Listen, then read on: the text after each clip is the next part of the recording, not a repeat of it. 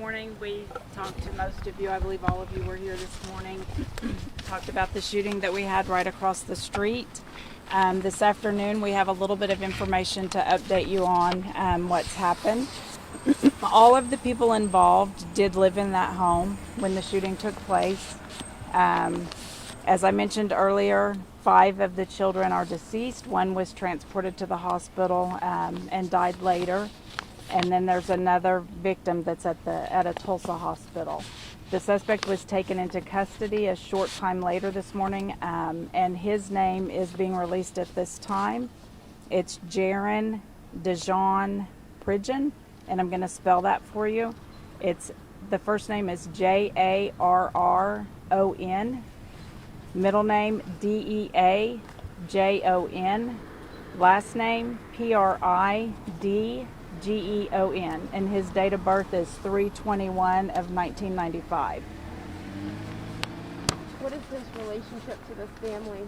We don't have that information at this time. We just know that they all lived in the home.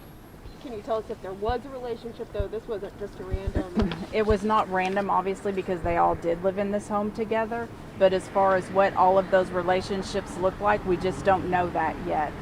As you know, the crime scene investigators just left the scene maybe 20 minutes ago. So they have a lot of information still to gather at this time, and so we just don't have answers to those questions yet. Do you have the names of the adult victims? No, we do not have that information yet. As you can imagine, we want to make sure that every family member knows what has happened today. And so until we are sure that that's happened, we're not going to be able to release any names at this time. Was there anybody else in the house at the time that was uninjured? I don't know the answer to that yet. Can you release the names, or not the names, I'm sorry, the ages of the children? I don't have that yet either. Can you talk about the condition of the survivor so far? We know that that person is conscious, so I would say stable condition at this time, and we don't have anything further on that person's condition yet. Have you all been able to talk with her? I don't know. I know there were some investigators that were going to go to Tulsa, and I don't know if they've had an opportunity to do that or not. Has Jaron been interviewed? Not at this time. I don't believe that he was cooperating. You do believe this to be a family. Yes, that's correct. What goes through your mind as a leader here in Muskogee when something like this happens in your community? Shock, disbelief, a great deal of sadness. As you all have to cover this, so you have to hear details all the time too as reporters. It never is easy to talk about these kind of stories. It's difficult. We're concerned about our officers, the families. It affects our whole community. So just a lot of sadness today. When can you expand on the officers? We've all been worried about them to go in and see. I mean, this really was a mass murder scene. Right. So starting very early, I think I got called a little bit before 2 a.m. this morning. And what I talked about earlier is our peer support team that we have. So all of us came out to help with that. We talked to all of the officers. We have 2 clinicians that come in that are therapists. Everyone is talked to before they leave the station today to go home. And we just make sure that they're okay. They're as okay as they can be having to work something like this. And we will continue with that. It's a process. So there'll be more follow-up. There'll be some debriefings that take place. There'll be other peer support people that come in and help us with that because it is such a large amount of people from our department that are affected. That's what I was going to ask. Like, how many officers actually saw this?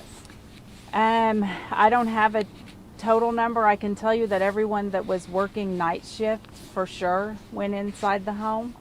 And then obviously our crime scene, all of our investigators and their captains and sergeants and lieutenants. So I don't have an exact number, but it's a large amount of officers from our department. Lynn, can you confirm all victims were shot inside the home? Yes, all victims were shot. How did you guys get the call about this? It was a 911 call that came in from a cell phone. So I don't have the information as to whose cell phone or who made that call yet. Do you know if neighbors heard shots fired? I don't know that yet either. And how did you spell his last name again? His last name, Pridgeon. Is he known in the Muskogee area? Have you dealt with him before? I'm not familiar with him. I'm not sure if he's from Muskogee. I haven't had an opportunity to really look into that part of anything at this point. It's not a name I'm familiar with. Were all of the victims found in the same room? I don't have that information. I don't know that. What was the exact time the call went out? 1:30 this morning. Is this strictly a Muskogee police operation or other agencies helping? It's strictly Muskogee Police Department. And the injuries and the deaths remain same, right? 5 children, And one adult. one adult, the other one. And, you And the don't other know one if- remains in the And hospital. you don't know if anybody else was in the home at the time of the shooting. No, I do not. But that female victim's now awake and talking, or at least awake. I don't have any information on the victim other than someone was transported to a Tulsa hospital. But I don't know. I don't have anything further as far as gender or any of that at this point. Is your suspect being cooperative at all? No, he's not. So if you had to describe his mood, does he not care? I don't know. I haven't had contact with him. I just know that there was an attempt made, as there would be in an investigation like this, and he has chosen to not cooperate with the investigation at this time. Do you need any state resources to come in and help you? Are you OSBI or? No, something like that? we have all the technology and all the training for our investigators that's needed.